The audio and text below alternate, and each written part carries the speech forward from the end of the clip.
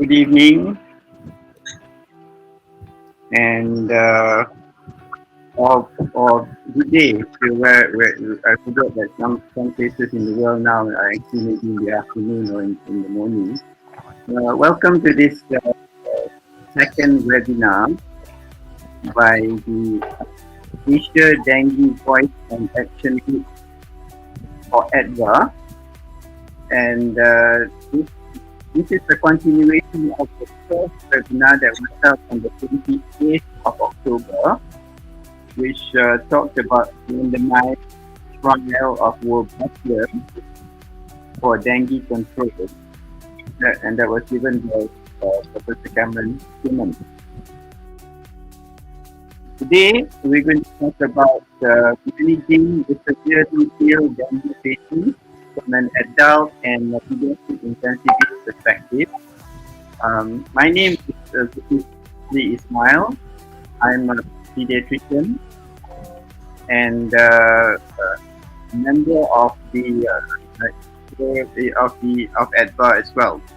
And I'm going to be co-moderating this with Professor Thisyakorn, who really doesn't need very much of introduction because everybody who works in dengue or in AIDS will know who Prof. Usa is.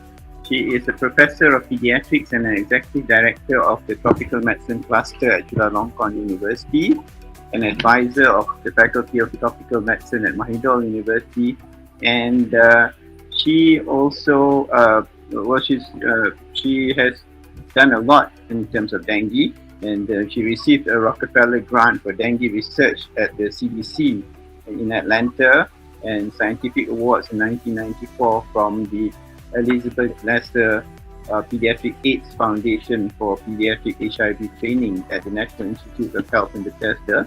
And she has been acknowledged Woman of the Year from the Foundation for Thai Society, and also became Outstanding Asian Pediatrician from the Asia Pacific Pediatric Association, and Outstanding Woman in the International Stage Network from the Ministry of Social Development and Human Security. So I will be moderating this with her. To give you a heads up, we will be having a few more webinars after this. The next one will be sometime at the end of March or early April, and we'll let you know when that happens. And the fourth one will be in conjunction with the ASEAN Dengue Day on the 15th of June. So to start off today, this session this evening, I'd like to introduce the first speaker. But before we do that, you will have chat questions. You can ask your questions at the chat section on your screen, and we will do all the questions at the end after the three speakers. So the first talk will be by a pediatric intensivist, and she is Professor Lucy Lam Chai Si. Now, Prof. Lucy and I actually went to the same medical school, and we were in the same class, and we graduated at the same time. And then she obtained her MRCP in 1987, and then joined back her alma mater and underwent the clinical fellowship training at the Hospital for Sick Children in Toronto in 1996. And then she has worked in dengue, and she's a pediatric intensivist. She's also the first Malaysian to complete the pediatric examination for European Diploma in Intensive Care. And this then opened up more trainees who have gone for that exam.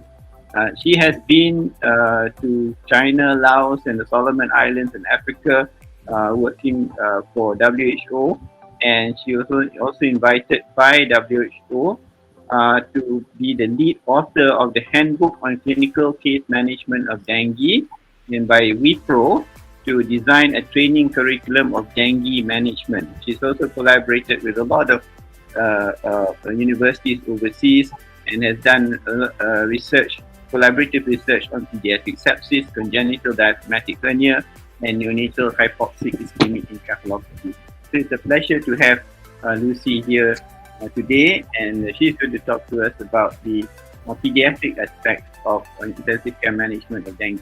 Lucy, it's all yours. Thank you very much. Thank you very much, Zul, for the kind introduction. I'm very excited to be in the company of so many friends and very distinguished senior pediatricians. I'm so glad to see Prof. Sri, Prof. Tam, Prof. Usa, so many who are my friends, and we have worked together for several years. So I'm really honored to be invited to share with you my experience in managing a severely ill dengue patient. Just for your information, I have just retired from pediatric intensive care practice for about a year, but I think this is still fresh because I've been doing this for like the past 30 years. So it's not easy to forget something like this. So let me just start off very quickly. We need to see the perspective, the timelines of what dengue is like. So the illness starts with the incubation period, and by the end of 3 to 4 days of the incubation period, the level of viremia is high enough to produce a clinical illness and a fever, and that's when the fever comes on. So the fever is high, and there are the symptoms such as body ache, muscle pain, headache, and nausea, vomiting. And this febrile phase lasts about at least 72 hours, and sometimes in the 3rd and 4th day.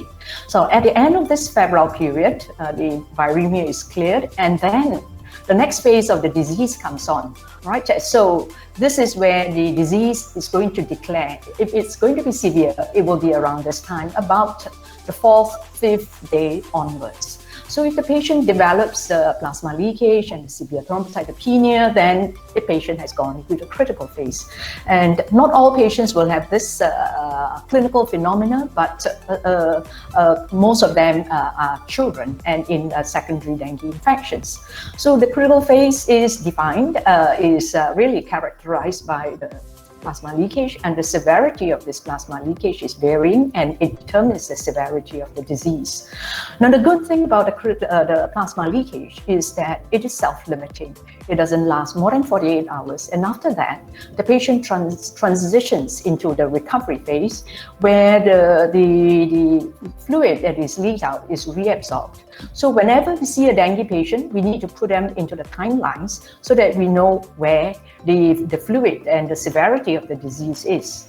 All right, so this is the recent, well, not so recent, the revised WHO dengue case classification, whereby the dengue patients that is classified into dengue with or without warning signs and severe dengue. So we will be, for this lecture, we'll be talking about severe dengue, mainly about severe plasma leakage and severe hemorrhage. So severe plasma leakage is defined as dengue shock, or they may not have shock, but they have fluid accumulation that leads to respiratory distress. And severe bleeding, which causes hemodynamic instability and may require blood transfusion. So the lecture contents, we have covered dynamic disease and capillary leak syndrome, which is self-limiting. And then we'll go on to talk about the WHO guidelines for fluid management and fluid resuscitation and evaluation of fluid responsiveness, and to have a strategic management for the repeat shock. So first of all, I'd like to share with you this paper, and we have many in the audience who worked on this paper on the vascular leak syndrome in dengue. This was published in 2017 and is by the Dengue Consortium, and Prof. Bridget and myself were working on this. And this work was done in Southeast Asia, that includes Thailand, Vietnam, Indonesia, Philippines, and other countries in the Latin America. So in total, we had more than 1,700 confirmed hospitalized dengue patients. So despite being hospitalized, only 12% of the patients developed dengue shock. And but approximately 50% of these patients who were admitted with confirmed dengue had evidence of fluid accumulation. And obviously, about 40% of these patients with fluid accumulation developed shock with respiratory distress. Now, about of the dengue shock patients, 80% of them had fluid accumulation. So in this paper, we looked at the factors that led to fluid accumulation with respiratory distress. And as you can see, it is associated with a younger age, less than 15 years. And if they were referred from an inpatient facility where intravenous drip had been started, and obviously you can see here that the longer the duration and the volume of fluid in the preceding days will lead to a higher risk associated with fluid accumulation with respiratory distress. And each of these parameters were independent risk factors for developing this phenomenon of fluid accumulation with respiratory distress. So now I'd like to just introduce to you the stages of the fluid resuscitation. So in an acute situation of shock, a large volume of fluid has to be given as a bolus in a very short time, such as an hour. And following that, hopefully, the macro circulation, the blood pressure, the perfusion comes back, returns, but the patient is still not quite optimized yet. So we go through a stage of optimization, whereby the fluid is gently stepped down, but still above the maintenance. And so during this time, we hope to improve the microcirculation and the organ perfusion. So this will take about, in total, about 8 to 12 hours in dengue. And then we reach a stage, as we are cutting down on the fluid, we reach a stage where we cruise at maintenance fluid rate, and the patient is more or less stable. And then in the scenario of dengue, we really need to get into this phase of de-escalation, whereby we can then continue to cut back the fluid until we reach the stage where we can stop the IV fluid, just around about 48 hours from the onset of the shock. All right, so just see how it looks like in the, so this is like a summary of how the fluids look like in the revised guidelines. And we have compensated shock on one hand, where the systolic pressure is maintained, but the patient already has reduced perfusion, and hypotensive shock, a more severe type of shock, more prolonged shock. And hopefully, before we start the fluid resuscitation, we hopefully can get some blood for the full blood count and hematocrit and cross-match and other blood investigations. The recommended fluid is isotonic crystalloid solution, and for children, 10 to 20 mils per kilo for 1 hour, and for hypotensive shock, it is 20 mils over a quarter to half an hour. Now, following this fluid infusion, we need to do a clinical reassessment, whereby we assess the patient's clinical state, the perfusion, the capillary refill time, and the temperature of the extremities to decide whether the patient is improving, shows clinical improvement. So if the patient shows clinical improvement, we go into a stage of optimization. So this is the rescue phase, and then this is the optimization phase, whereby the fluids are gently cut down in a stepwise manner until we reach a stage where they are stabilized. And then we continue cutting down until we can stop the IV fluids. So sometimes along the way, we might need to give further boluses of fluid, depending on the situation, because it's an ongoing plasma leakage.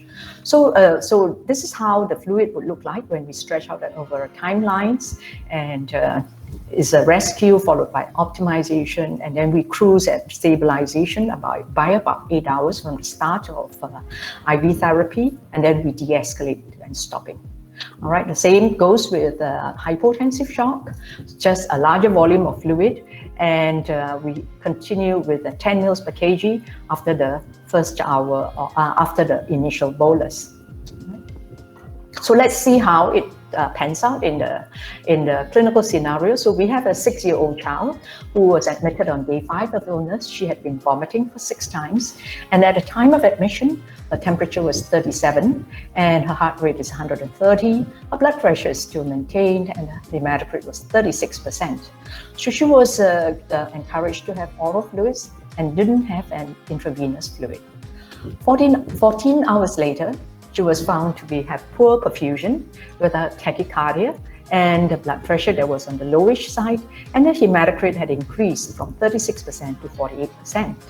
So she was given the bolus as recommended, 20 mils per kg of saline over an hour, and post-bolus, the clinical assessment showed that she still continued to have poor perfusion. and the repeated hematocrit after the bolus was still 48%. So which means that this patient continued to have very severe plasma leakage. Whatever that was given did not stay in the circulation long enough.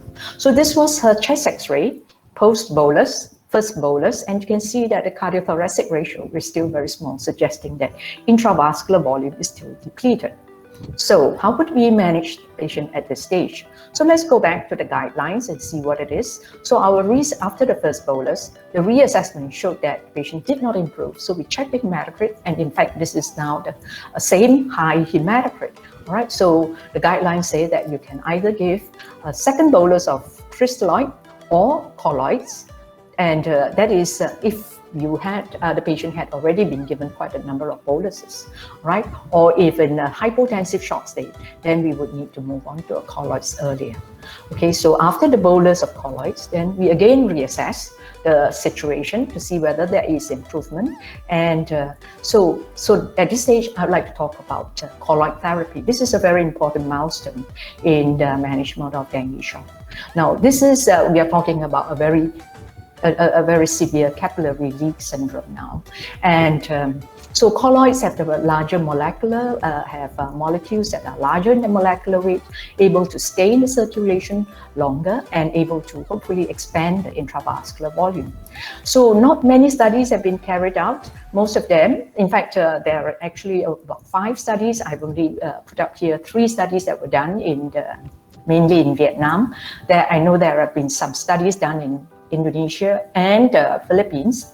So basically, the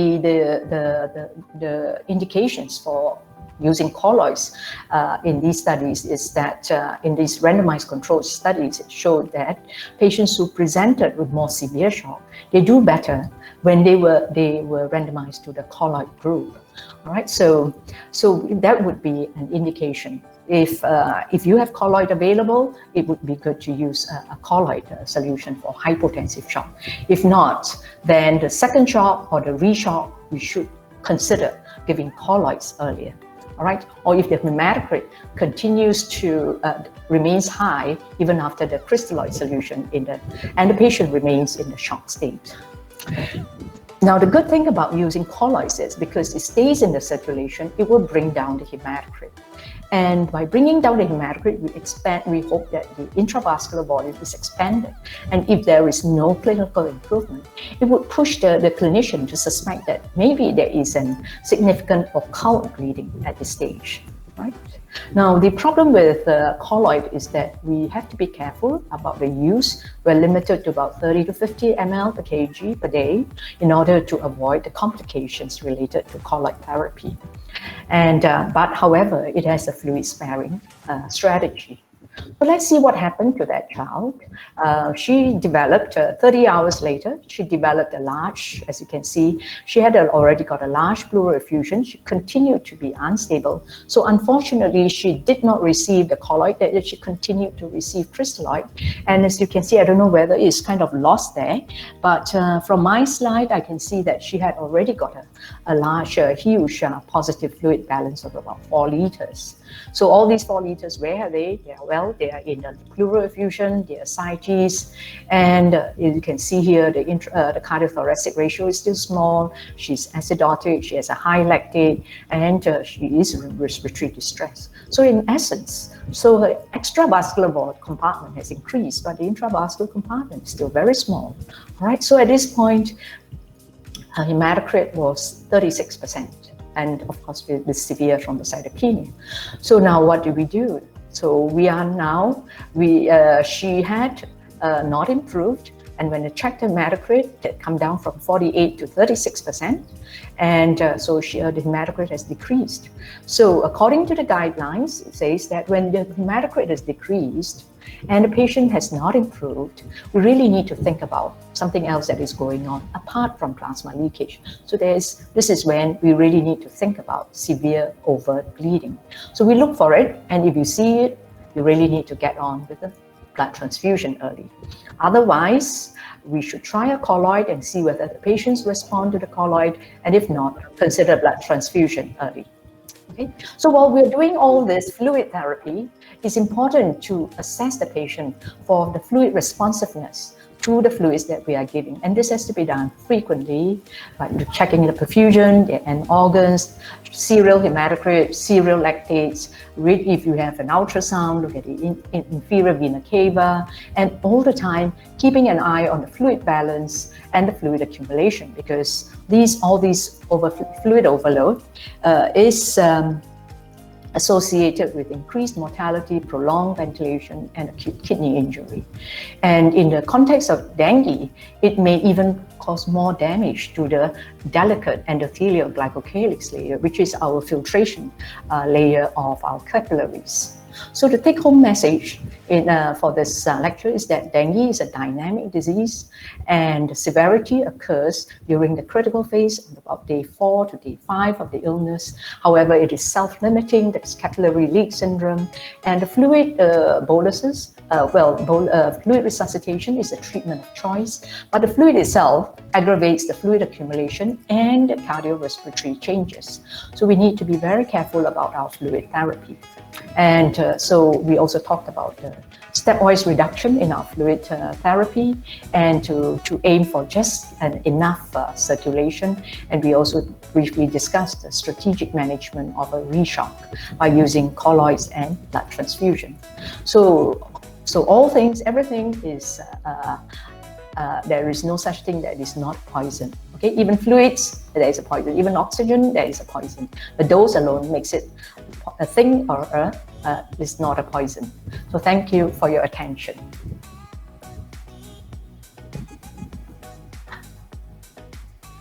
Thank you, Lucy. I think Dr. Prof. Usa will now take over and introduce Prof. Terapong, who will talk about the adult management. Usa? Okay, thank you, Professor Zulkifli.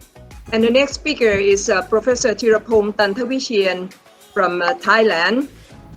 Briefly, he is the chairman of Tropical Medicine Cluster, Chulalongkorn University, and the chairman of Department of Medicine, Faculty of Medicine, Chulalongkorn University, and also the Assistant Director in Academic Affairs at Queen Sawapa Memorial Institute, the Thai Red Cross Society, as well as the immediate past president of Infectious Disease Association of Thailand. His expertise is in adult dengue. This is one among the main expertise. And his topic today will be the managing the severely ill adult dengue patients. Professor Terapong, please. Today I would like to talk about the dengue and severe dengue in adult, and also I would like to present about the challenge in the management of the severe dengue, such as the breathing, rickets syndrome, liver injury, and also the medical comorbidity. I think now the dengue infection is increasing during the 30 years, and especially in Philippines and in Malaysia, and also in Thailand. And some countries, they have the increased mortality. And when you see in Southeast Asia, we have the dengue in adult for a long time, starting in Thailand, over 50 years. But during 20 years in Thailand, the changing what's happened because increasing of the dengue in adult. Now, reported dengue infection from Ministry of Public Health, 60% is occur in adult life. And I think the same as in the Brazil, that they have the dengue effect in all age group. However, in some countries, they still have the problem in children in Asia. And we have all the full serotype circulation in our area. So I'd like to talk about the dengue infection. You know that the patient will have the symptom around 25% of the infection, and 75% they have the asymptomatic infection. And when you're concerned about the severe dengue or leakage syndrome or dengue shock syndrome, is maybe tip of the iceberg. I like to say this one because when you see the data from Philippines, in the adult population, they have the multiple time of the infection in their life. It may be the same in Thailand, that some study from Thailand show that when you over 20-year-old in Thai people, they may have maybe more 1 or 2 times of the infection by the dengue. So it's very common.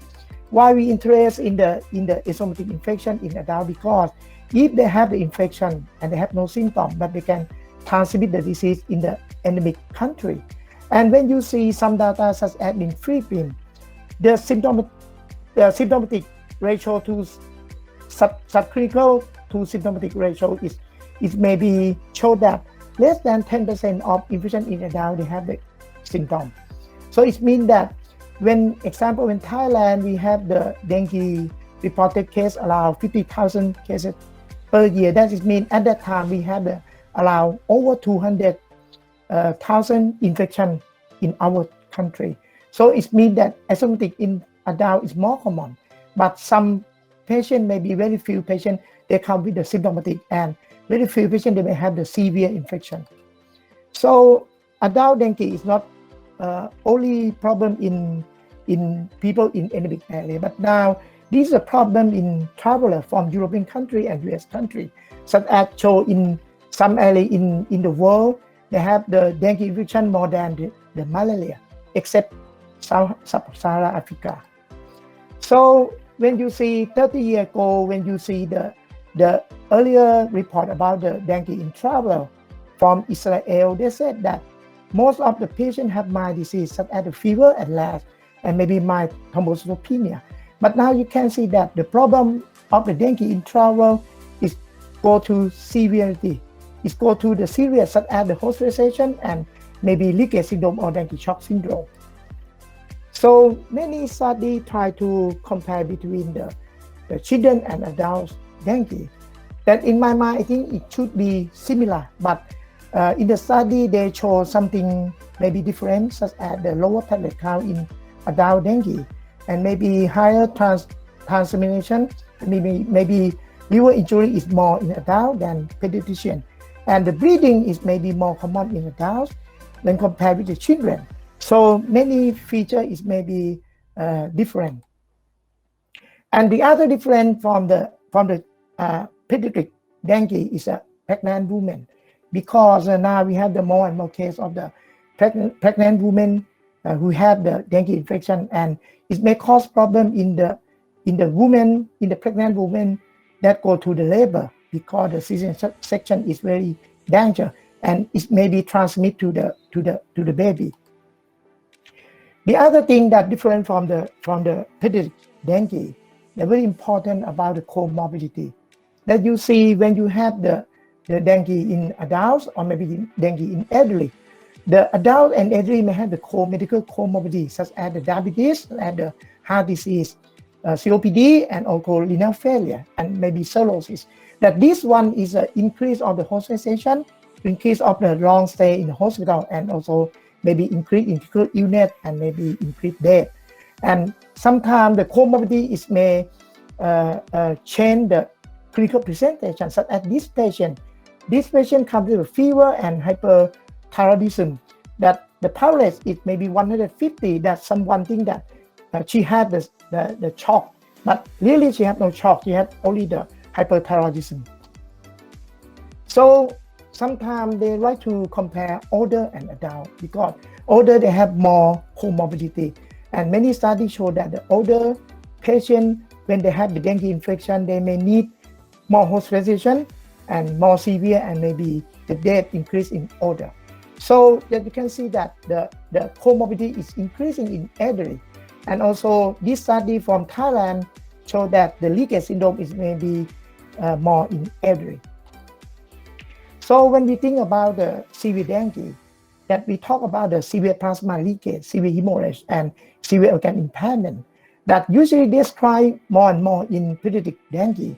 But when we concern in adult patient or elderly patient, we have to concern many things, because the shock is maybe not easy, because the patient have the heart condition or renal failure or maybe food overload is maybe easier. And severe bleeding, because some bleeding it come from gastric ulcer or peptic ulcer, or maybe vaginal bleeding is maybe not described in the pediatric dengue. And also severe organ involvement, respiratory hepatitis. So I would like to show that the old study, maybe 15 years ago, they said that internal bleeding is more common in adults when compared with the children. But leakage syndrome or shock is more common in children than adults. But the latter is maybe the same thing. So for physicians who take care of adult dengue, Really, we would like to know who go to the severe dengue. Many studies show that the warning sign that indicate by the WHO that the patient need to admission. But in our practice, in the physical practice, we think that the warning sign, one warning sign is may predict the severe dengue. The study from Thailand showed that it maybe need more warning signs, such as maybe 4 or more. They can specifically, they will go to the severe dengue. And also in the medical practice, we have the many, we like to have the marker to show who will go to severe, such as the same as the practice in septic shock. So someone use the lactate level, someone should use the procalcitonin level, and someone use the many ferritin and many biomarker. In the future, then we may get the biomarker to predict who will go to the severe illness. However, I like to teach many my students that when you see the dengue, you have to open your mind that when the patient comes with the different presentation and often with unpredictable clinical evolution and outcome, it means that every patient, every adult patient who has the dengue, you have to think about who will go to severe. You have to early detection of the severe dengue, early detection of the bleeding. So how about the changing of the shift of the age group in Thailand? What happened? When you see 10 years ago, the dengue patient die, most of them, the children die from the dengue. But now it's shifting age group, you can see that adolescent and young adult die with the dengue in Thailand. And also when you see the percentage of the death when they have the disease is more in elderly. And also by the mortality report in Thailand, over 50% that death of the dengue occur in elderly. And when you see the comorbidity and the elderly, the patient will have maybe more hospitalization and more death. The study from the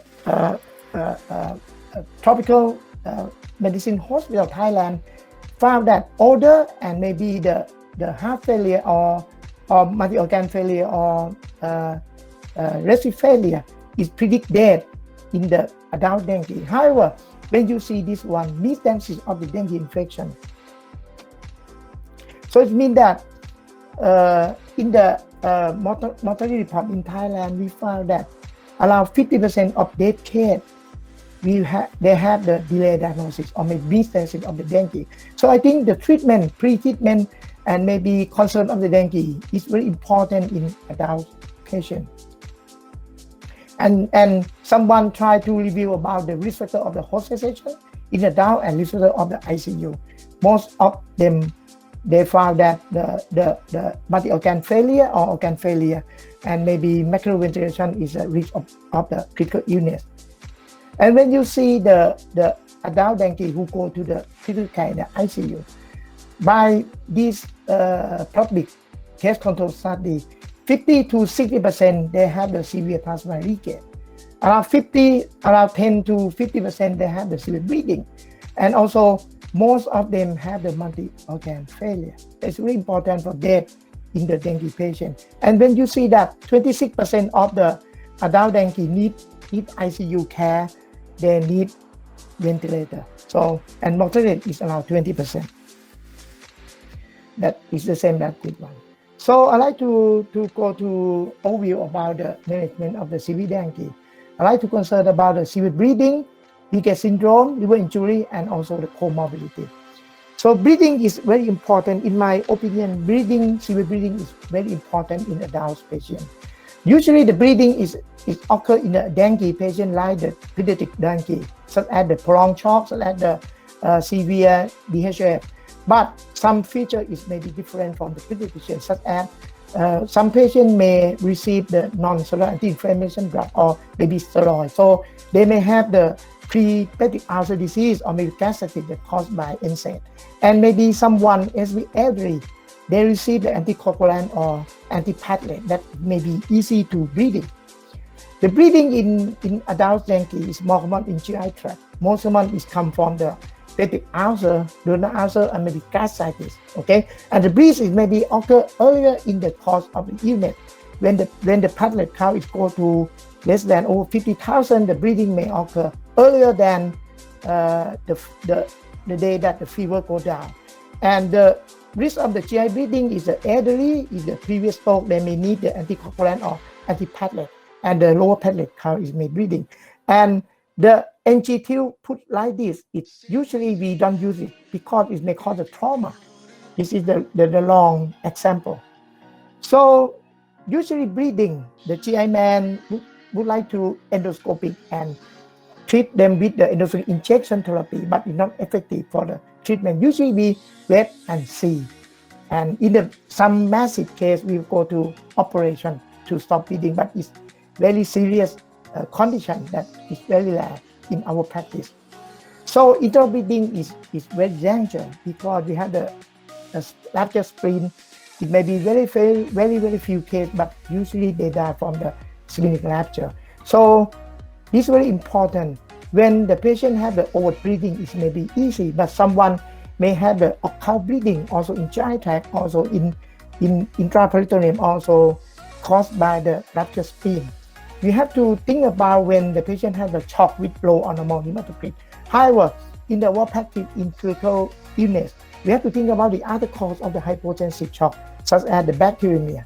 And persistent metabolic acid is not good sign in the adult dengue. When you see metabolic acid, we have to think about the severe internal bleeding and maybe renal failure, and maybe it's caused by the bacteremia co-infection.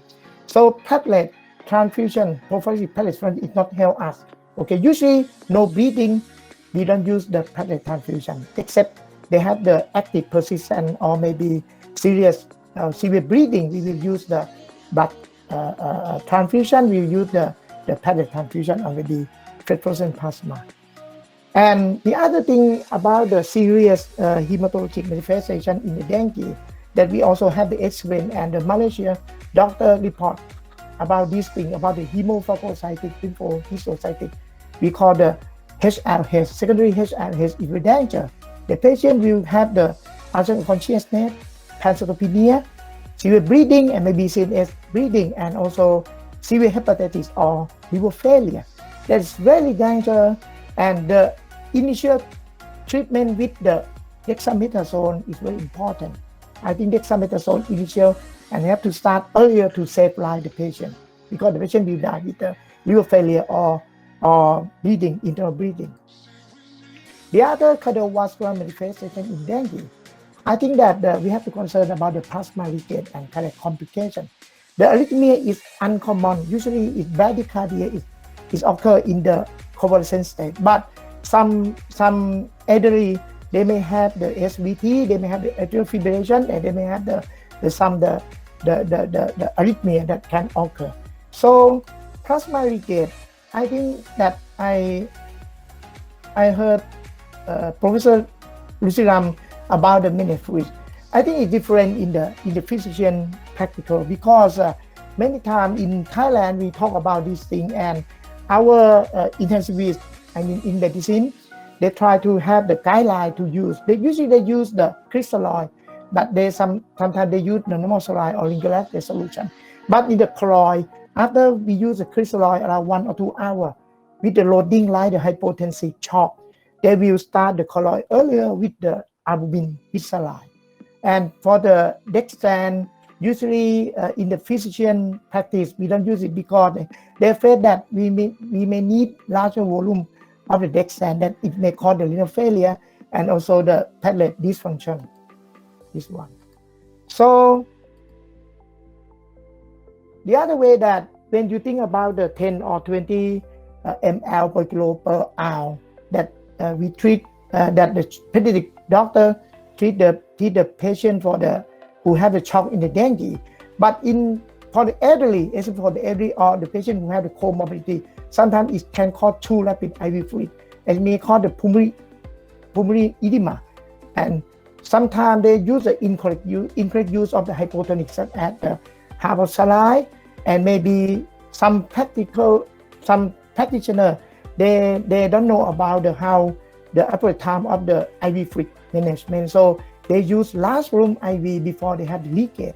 And the very important, the problem that the comorbidity, such as the heart disease, chronic heart failure, this problem with the IV fluid management. But our intensivist use some measurement to measure the fluid is sufficiency volume or not by use the IVC collapse, okay, by the ultrasound, and maybe someone do the measurement in the cardiac team, cardiac team, and the myocarditis. They reported in the adult dengue, they will show that 50% elevate the heart biomarker, cardiac biomarker level. But I think very rare the patient will have the cardiac shock, but we ever have it not only in adult, also in the children dengue. We also have the problem with the cardiac shock. I mean, myocarditis, severe myocarditis. Like the study in the China that they have the outbreak of the dengue in 2013, and they try to report about someone may have look like the acute cardiomyopathy, I mean the myocarditis, and cause the heart failure. So for the liver complication, very important about the liver injury in adult and maybe in the elderly. It may cause the same as the children, but the drug-induced liver injury, co-infection such as the viral hepatitis B or C, and maybe pre-existing cirrhosis condition is very important for liver complication. Usually AC and ALC is higher in adult than children, and the highest peak of the AC and ALT is around 5 to 7 days of the illness. And you know that liver injury that is different from the children because many adults, they have the chronic infections such as the chronic hepatitis B, hepatitis C, and they will have the higher of the transaminase occur in the patient. And also when you see the patient who have the cirrhosis or chronic liver disease, sometimes we will find decompensated liver condition such as the cirrhosis with the ascites, more ascites, or maybe jaundice. That is very important. In my mind, the paracetamol is also a problem because adults can get the paracetamol by themselves. So when you see our fellow ID many years ago, now they published in the Lancet Global Health, okay, they found that the paracetamol when they use for the dengue adult is not help them to change the body temp or pain score. And when you use only daily dose 1.5 grams, it means 500 milligrams 3 tablets per day, it will significantly increase of the AC and ALT significantly when compared with the placebo. It's very important that we try to concern about the drug-induced liver injury that the other that can cause the same thing. And liver failure that it cause death. In my practice, I will see the death in adult or elderly. I think most of them, maybe over 50%, they dead from the liver failure.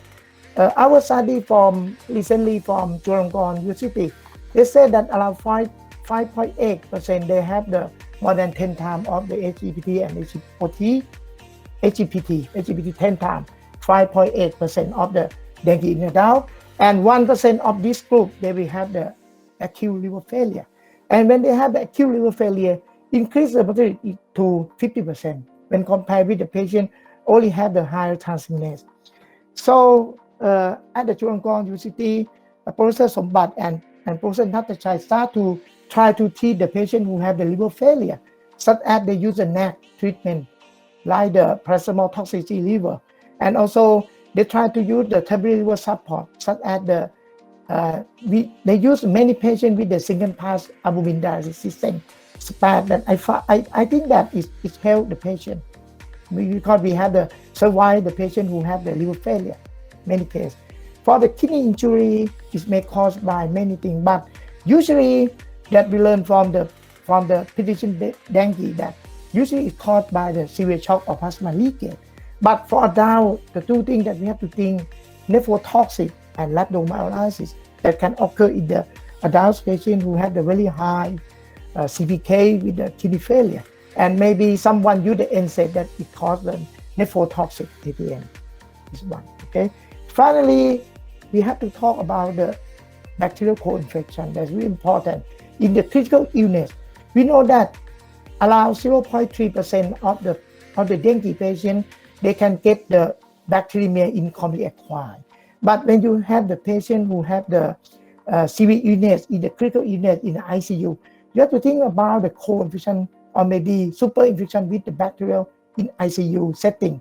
So in my mind, when the white blood cell change to the leukocytosis, at that time when we take the hemoculture, we take the culture, everything, we will start antibiotic immediately until we get the result of the culture. And also, if the patient have the hepatic failure, 50% of the patient who have the acute liver failure, they will have the bacteremia.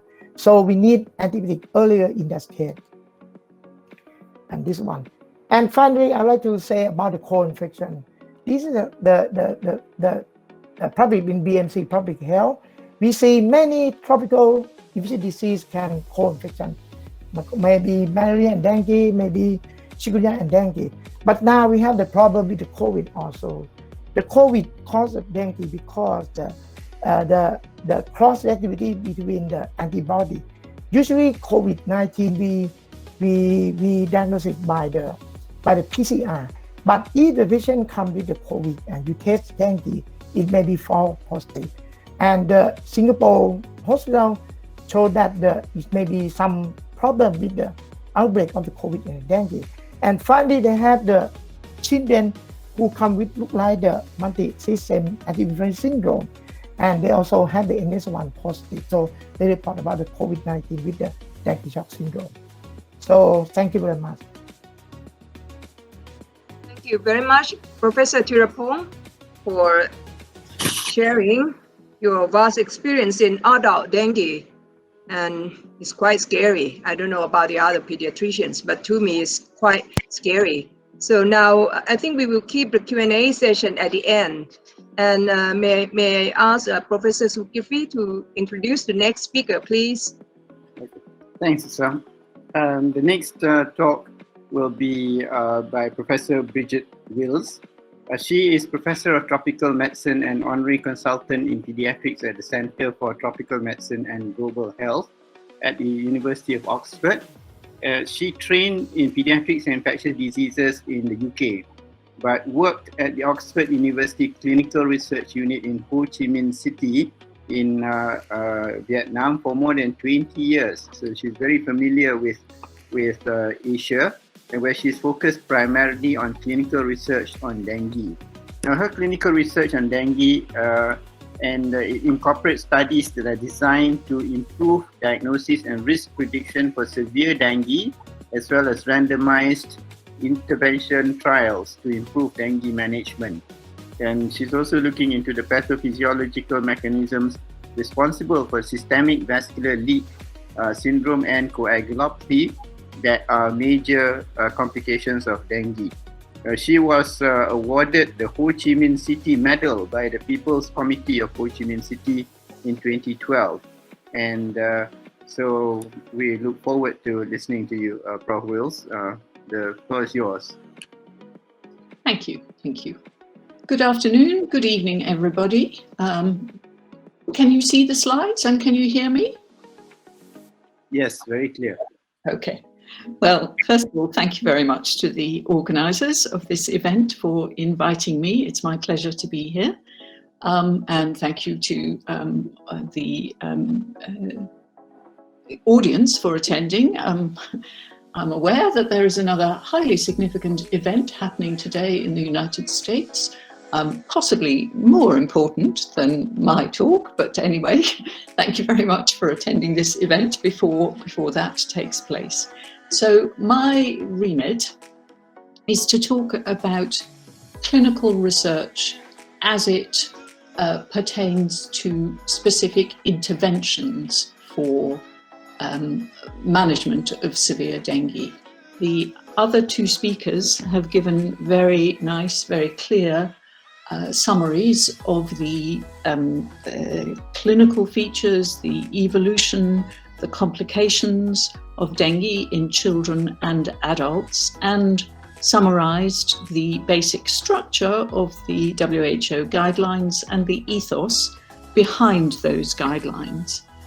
I'm going to focus, so I am not going to really say anything about that other than to just say My talk will be primarily about interventions for vascular leakage leading to shock and about bleeding complications. Unfortunately, at this time, there is very little research on management of severe organ impairment, and it tends to follow the patterns and experience of gained from managing, for example, severe neurological or ocular or renal, hepatic complications in other infections.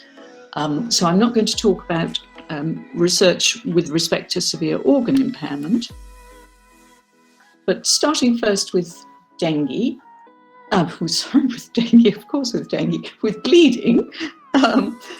As we know, in general, minor bleeding is all that we see in the majority of patients, and it tends to be at sites of trauma. So venipuncture sites, or should patients have received IM injections, it tends to be at the site of the injection. There isn't really a thrombotic tendency. Significant mucosal bleeding, particularly from the gastrointestinal tract, or epistaxis or vaginal bleeding, as has been mentioned by the other speakers, is generally associated with severe or prolonged shock, or is seen in adults and the elderly populations. And there are a number of reasons for that. Obviously, with severe or prolonged shock, you develop other problems like acidosis and hypoxia, and they feed into the well-established coagulopathy that we know occurs with dengue and make it worse. Adults and tend to have, intrinsically their platelet counts are lower than children in the healthy state. So if they develop thrombocytopenia, they have a lower baseline from which to drop. So that may be one feature why bleeding is more common in adults. Also, of course, they tend to be more likely to have underlying diseases, and particularly to have hepatic involvement, and maybe also they're more likely to drink than children, so they have alcohol, that is, so they may have underlying chronic liver disease. So the pattern of bleeding with dengue is quite well understood. The coagulopathy is very complicated, and although there is considerable amount of research done to understand it, I'm not really going to focus on that today because we don't have very much time, and also there are few interventions that specifically focus on the coagulopathy. Most of the interventions that we think about with respect to bleeding focus on thrombocytopenia. So, as we've heard, thrombocytopenia is an extremely common manifestation of dengue. The platelet count is almost invariably reduced, even in patients with mild dengue, and you tend to have a typical evolution over time. At the bottom of the slide, you can see in blue, these are daily platelet counts in, I can't remember actually, but it's more than 500 dengue cases from day 1 up to about day 10 or 11.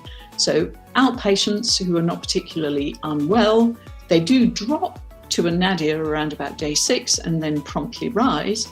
Inpatients who received IV fluid, or inpatients or those who received IV fluid, are in yellow, and their platelet drop is more significant, and those who had severe dengue, according to WHO 2009, they have a much more pronounced drop. But it's a very similar trajectory in all groups. It's that the severity relates to overall clinical severity. And we understand a lot about the mechanisms that contribute to thrombocytopenia. Partly it's underproduction in the bone marrow, but it's also excess consumption in the peripheral circulation. When we come to think about interventions for thrombocytopenia, it's become, over maybe 10 years ago, it was extremely common in many countries for thrombocytopenia to be treated even in the absence of any clinical bleeding. And I think this reflects the fact that platelet counts are easy to do, and people worry about a low platelet count, but they're not necessarily an association between a low platelet count and bleeding. And until maybe 10 years ago, there wasn't very much research to look at whether intervening in individuals who have thrombocytopenia but don't have clinical bleeding, whether it protected them from developing bleeding. So there have been a number of studies. This is the largest and most significant one, which in fact Lucy was involved in. This was a study between Malaysia and Singapore, where 372 patients with dengue and platelet counts less than 20,000 but no bleeding were randomly allocated to either receive 4 units of platelets or supportive care alone. As you can see, clinical bleeding was not different between the two groups, but adverse events were different. They were significantly more common in the transfusion group. And I think this now is clear evidence that prophylactic platelets are really of no value. Obviously, in patients with acute bleeding, significant bleeding, then if they require blood, then they require platelets and other coagulation factors as well, according to the clinical scenario. But the idea of giving prophylactic platelets because of a low platelet count is no longer considered, well, there is no evidence to support it. And in fact, there is good evidence to say it is not appropriate to do that. There have been some other studies looking at interventions for thrombocytopenia. This report came out just last month. So this is a trial of something called L-Trombopag, which is a thrombopoietin receptor agonist. So it encourages the bone marrow to make more platelets. Unfortunately, it did not suggest any benefit. I mean, there was an increase in platelet numbers, but no evidence of an effect on bleeding. And there have been a number of other interventions that have been tried. I'm not going to give the details of each trial, but just to say dexamethasone, recombinant activated factor 7, anti-D immune globulin, IVIG, and recombinant human IL-11 have all been tried in small studies. And that's the operative thing, is that these have generally been small studies, less than 100 patients, often less than 50 patients. Some evidence of effects on platelet numbers with some of these interventions, but no evidence of beneficial effects in preventing or treating clinically significant bleeding. And that, of course, is what matters. We treat numbers because we have numbers, but what we really want to treat is patients, and they have clinical signs and symptoms. So we intervene on the basis of the platelet count, but actually what we want to do is either prevent or stop bleeding, and none of these interventions have been shown to clearly do that. Although, as I said, some of these studies have been very small. Moving on, if we think about dengue shock syndrome, again, I'm not going to summarize the information presented by the previous speakers, but just to say that the general principles of management for established DSS are immediate volume expansion with parenteral fluids, and the big question is crystalloid or colloid, and more recently, bolus or no bolus. After that, once you have restored the intravascular volume to a reasonable circulation to perfuse critical organs, then there is replacement of ongoing fluid losses from the intravascular compartment by the leakage process, but with great care to avoid fluid overload, which is, of course, the big worry we all have as clinicians treating DSS cases. And then recognition and treatment of complications such as bleeding. DIC can occur late, but it's not the main coagulopathy or the specific dengue-associated coagulopathy that lots of patients get. If you've had profound shock, then you can get DIC, but it's partly related to the acidosis and the hypoxia. Then, of course, there are metabolic and electrolyte disturbances, respiratory compromise, hepatic, renal, lots of different complications to look for and treat. Recurrent shock, Lucy mentioned this, it's one of the indicators of severity and one of the things that we worry about. So once you've managed the patient's initial episode over a few hours and got them stable, you've got 48 hours to keep them going until the vascular leakage process reverses. But in that time, those who are leaking a lot may develop episodes of reshock. And the more frequently the greater number of reshock episodes you have within that 48-hour or so period, the greater likelihood of dying. It just complicates everything. So when we think about interventions, well, the first thing is that steroids have been and continue to be used for any serious illness. From the 1950s onwards, when they were first identified, they've been tried for many different serious problems, and indeed, most recently, as we know, for COVID-19.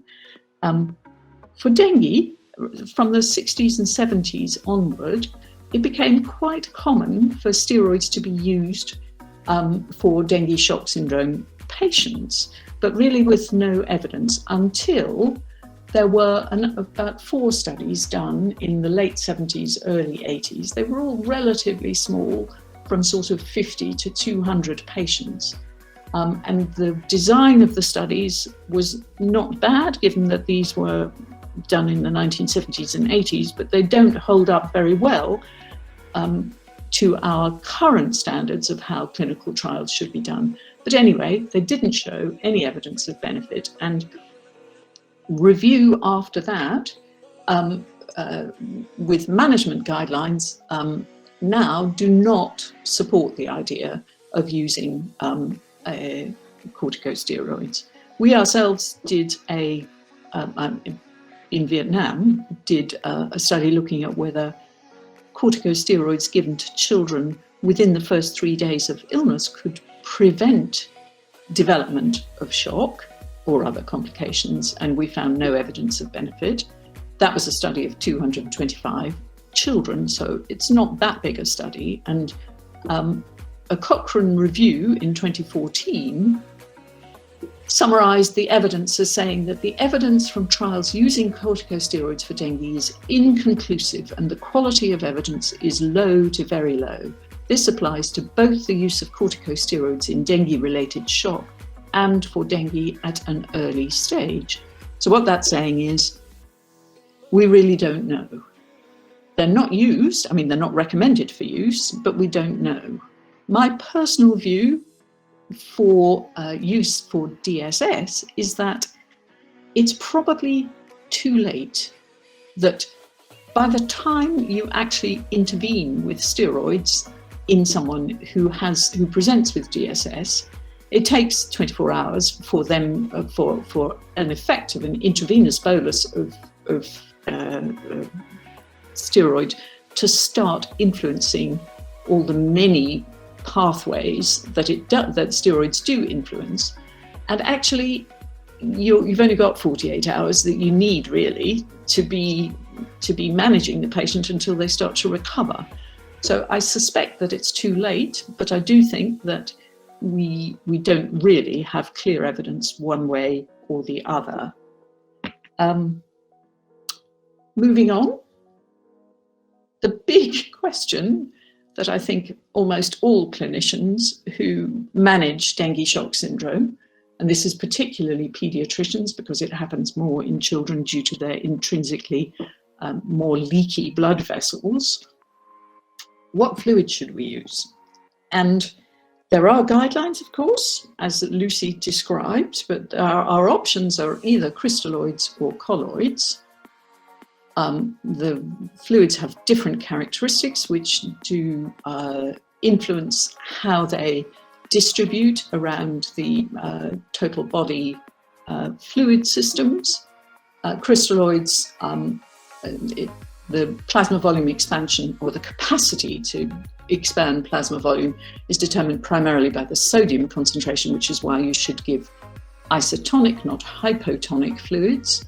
They don't have what's called an added volume effect, so if you give 500 mils, then that's what you get into the circulation. But they're safe, reaction-free, and they have only dilutional effects on coagulation. By contrast, colloids, I thought that they may have an added volume effect. So they affect the colloid oncotic pressure, and for every 500 mils of a colloid that you give, you may get an extra effective volume of maybe one extra 100 mils. Recently, people have started looking at whether this is a theoretical construct or, in actual fact, whether it does happen. And it's not really clear that you have an added volume effect, but theoretically one should. On the minus side, all colloids can result in allergic reactions, particularly gelatins. And one reason for that is that we tend to eat gelatin in our diet, so some people are sensitized. Dextrans have quite a high allergic potential. Starches don't tend to have much allergic potential apart from over a longer term. So they don't have acute allergic potential, but they can have cumulative effects over several weeks.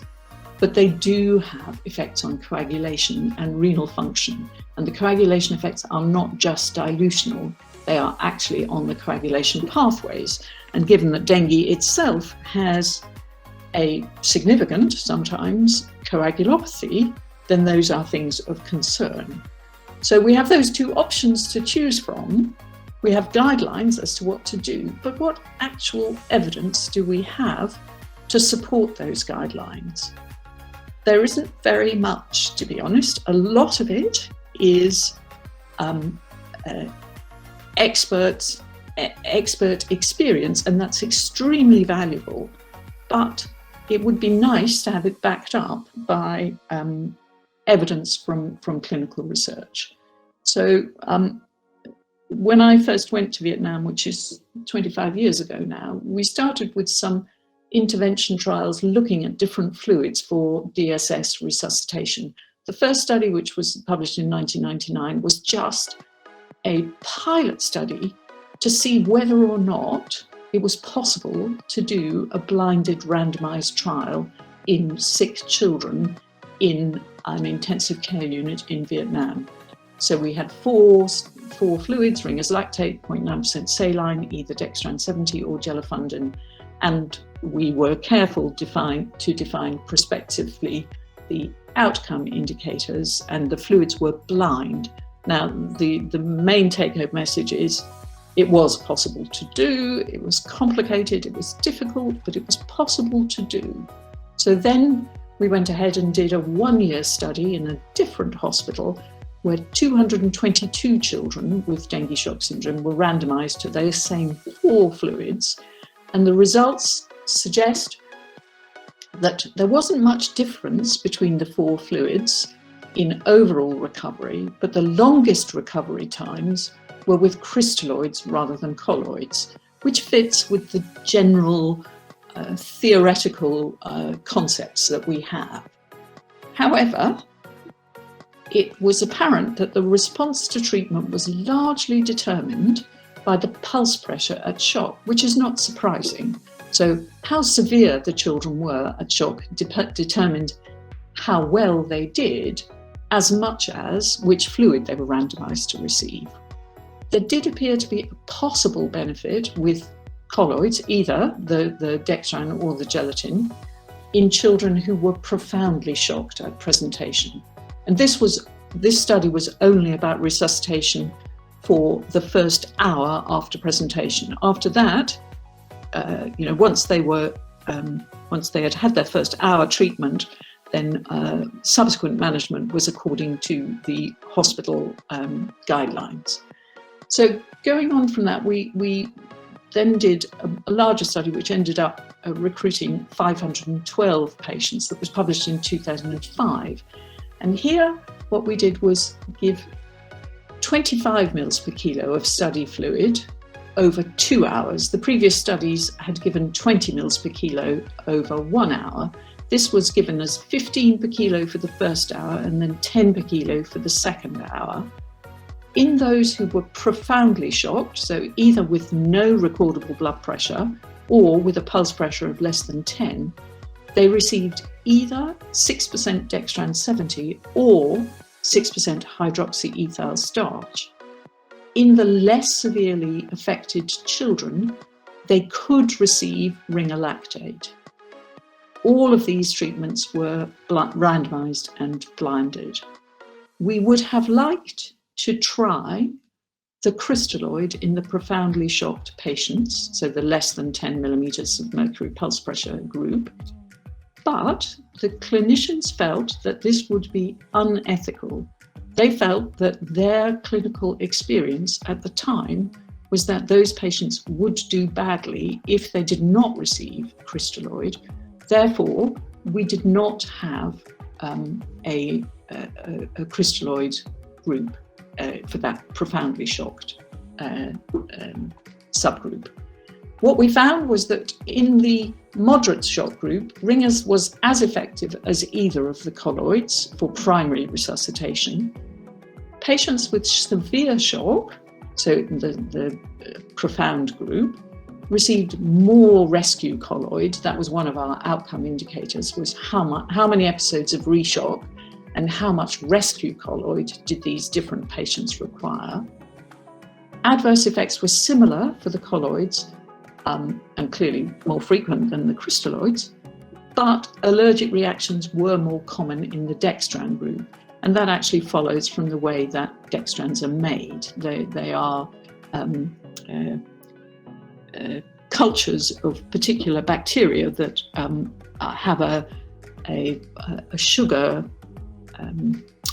capsule are grown, and then you destroy the bacteria and you break down the sugar capsule into molecules that form the dextrans. So it's thought that the allergic potential with dextrans is not strictly speaking an allergic reaction, but that it was due to contaminants from the bacteria still present in the dextran solutions. So it's very batch dependent.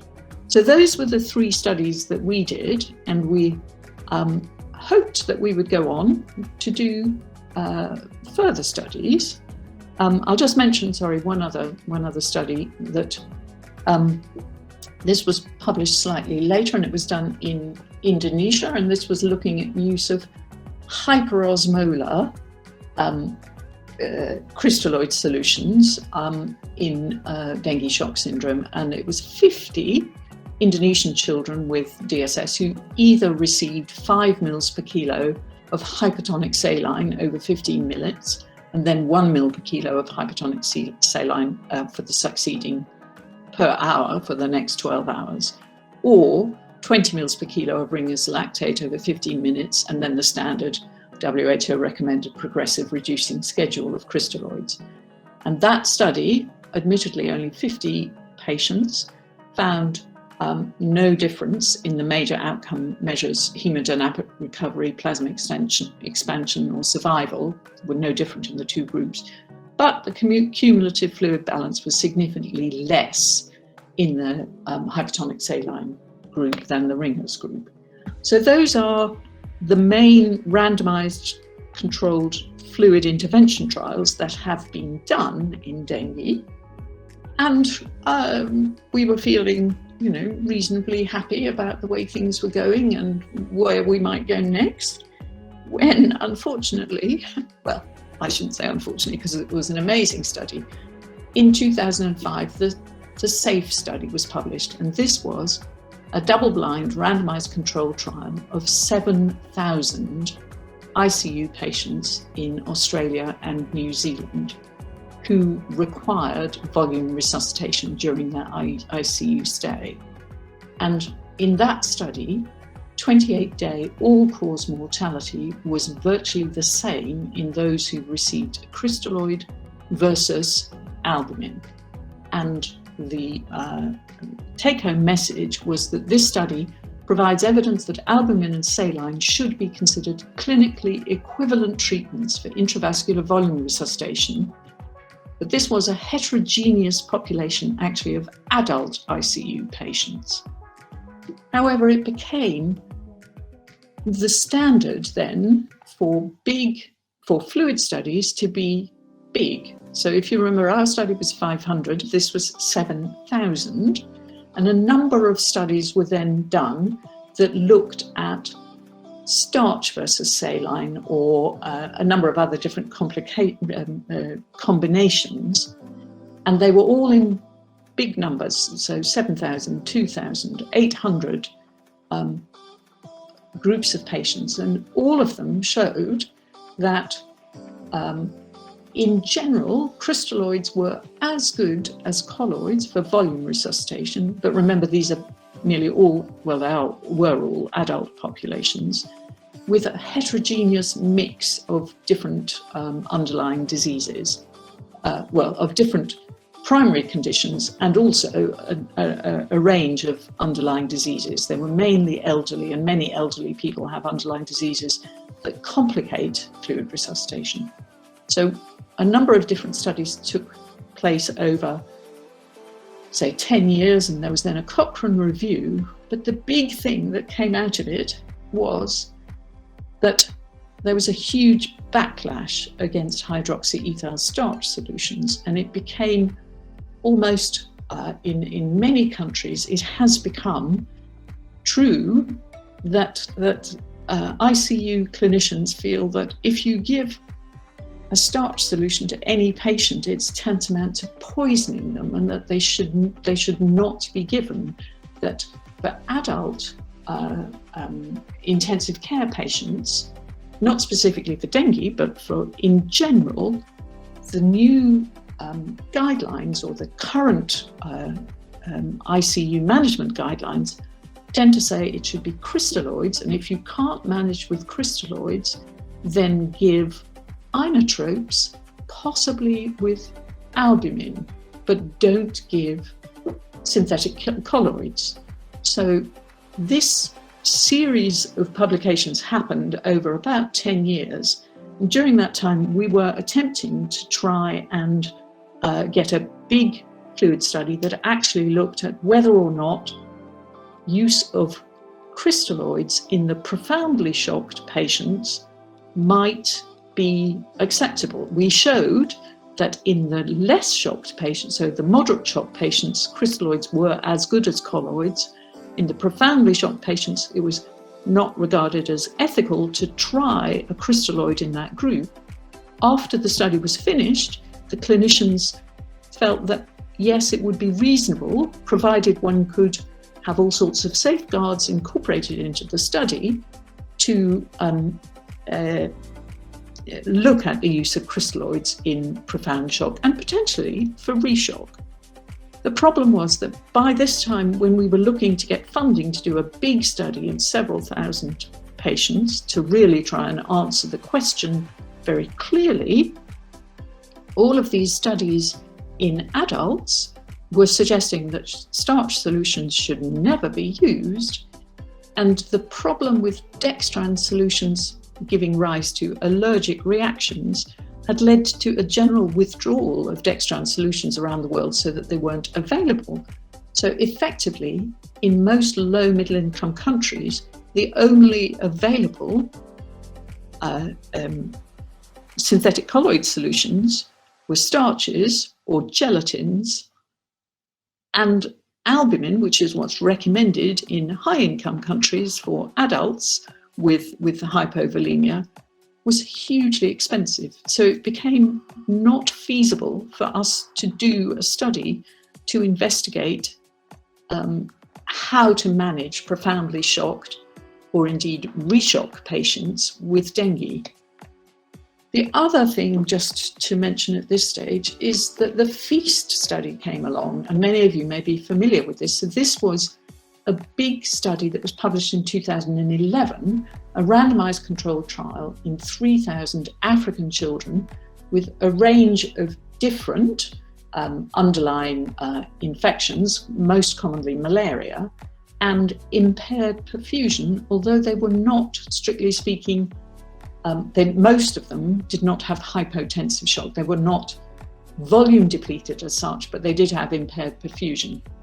And this was a study that looked at bolus treatment with either albumin or saline or no bolus. And it was actually set up because it was thought that albumin bolus would be better than saline. But it was a completely confounding result when it came out, because what it actually showed was that no bolus was better than either.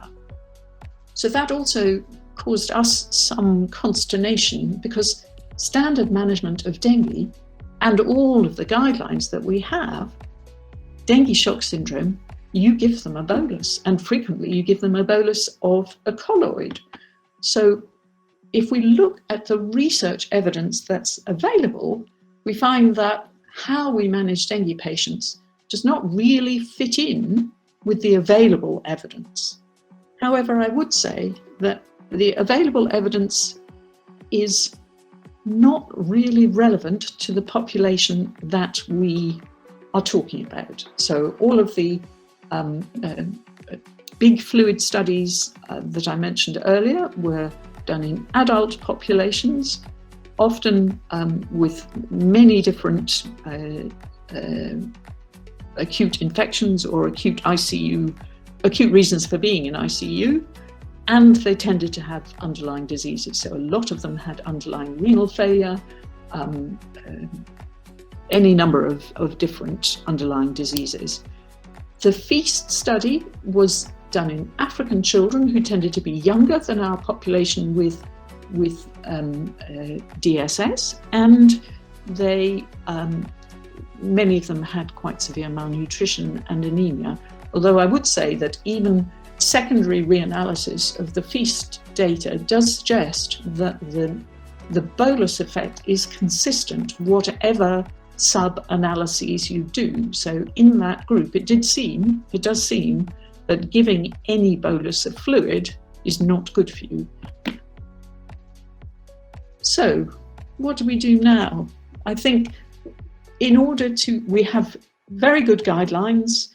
The overall effect of the WHO management guidelines since they first came out in the 1970s, 1986 I think was the first guideline, has been that the mortality from dengue shock syndrome has gone down dramatically.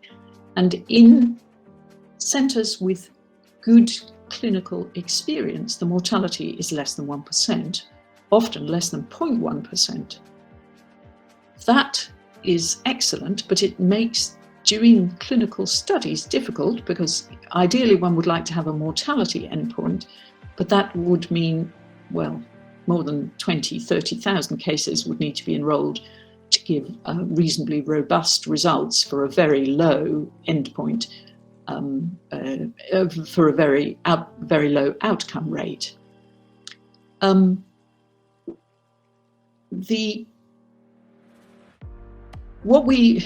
Because we've had such difficulty in getting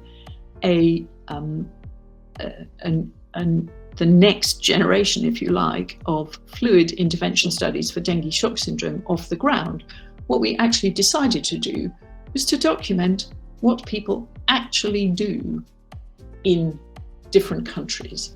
So this is the results of some data that was collected from, I can't remember, I think it was 8 different experienced sites in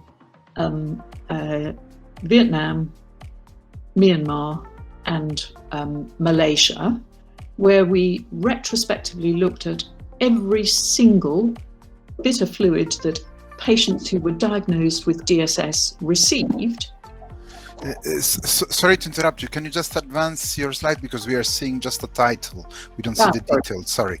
Sorry. So this,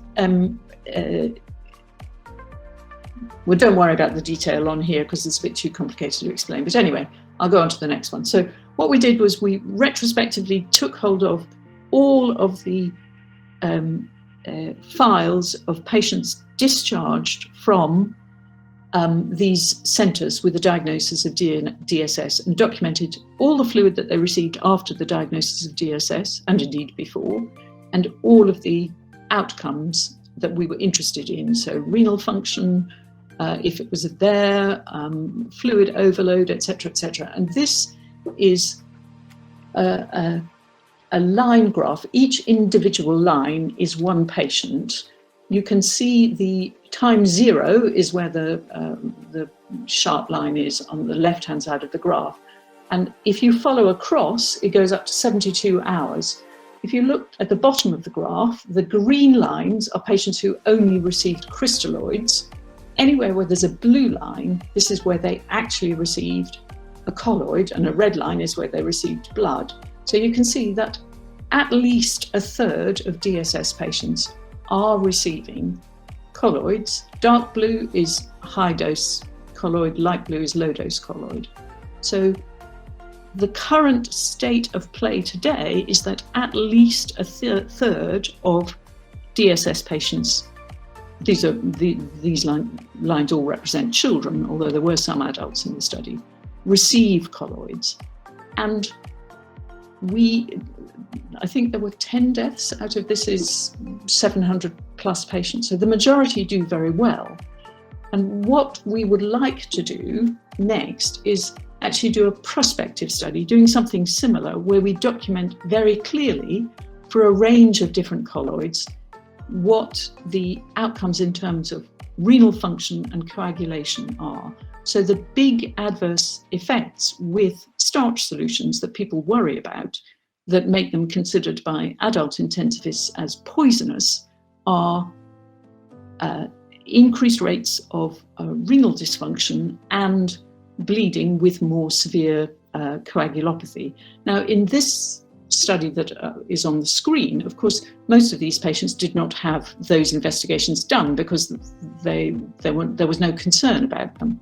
But if we can clearly document that starch solutions used in this very specific population, or indeed not just starch, but the synthetic colloids used in children with dengue shock syndrome, these are otherwise healthy with no underlying diseases. They generally receive a small volume, and their outcomes are very good. If we can show that they don't experience more in the way of renal or coagulation dysfunction, then I think we can have an argument to proceed to a big efficacy study. So first of all, looking at adverse events to try and persuade the international community that it is reasonable to use starch in these patients.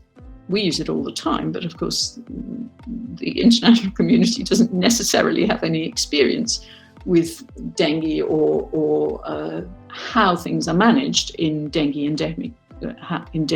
endemic settings. So that's the current plan. Oh, sorry. I realised that I've run over time, so I'm not going to go into the details. But I would say that the data suggests that those who receive colloids don't develop reshock, which is what we would expect. So the graph on the left, the blue line at the top is group 3. So patients who received a lot of colloid during their first 6 hours did not develop reshock, but of course they did, middle graph, develop respiratory distress, and there was not much difference in their overall recovery times. Those who received crystalloids only did quite well on all fronts. Those who received a moderate amount of colloid experienced quite some number of reshock episodes, but less in the way of respiratory distress or requirement for ventilation. And that sort of follows because as this was not a randomized trial, these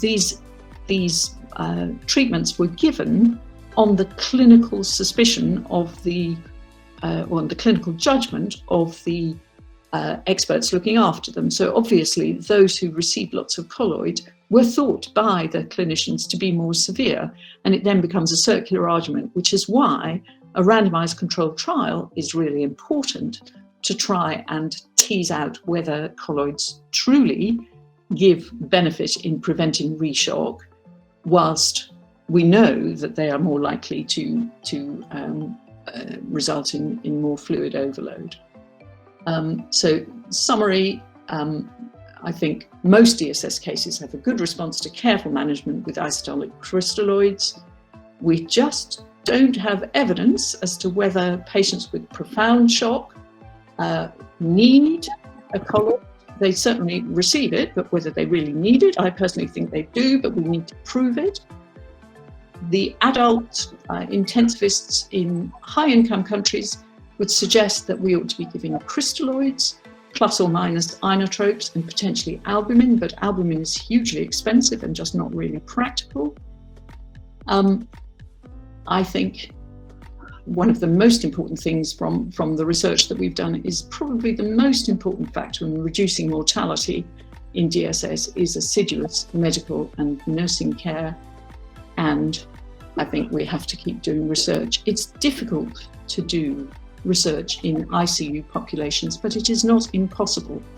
Even in children with profound dengue shock syndrome, it is possible to do intervention studies. And I think if we want to try and find the evidence to support what we empirically think is true, we need to actively try to go forward with research. Thank you. I'll stop there and I apologize for running over. Thank you. Thank you very much, Prof. Wills, for that very detailed account